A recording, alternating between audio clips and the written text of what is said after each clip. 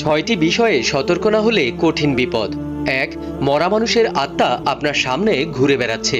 এমন কিছু দেখলে ভয় পাবেন না, আয়াতুল কুরসি পড়বেন, কারণ জিনেরা মৃত মানুষের ছদ্মবেশ নিয়ে ঘুরে বেড়ায়।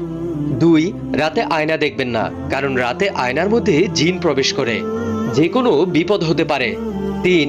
যদি রাতে আপনি মিষ্টি জাতীয় কোনো কিছু খান, পিঠা অথবা মিষ্টি, তাহলে বিড়াল অথবা সাপ যদি আপনার সামনে পড়ে তাদেরকে কিছু একটা অংশ দিন, কারণ জিন বিড়াল এবং সাপের রূপ ধারণ করতে পারে। নাম্বার 4. যদি রাতের বেলায় রাস্তা ভুলে যান, অর্থাৎ আপনার বাড়ির রাস্তা চিনতে পারছেন না, তাহলে আজান দিন, সব ঠিক হয়ে যাবে।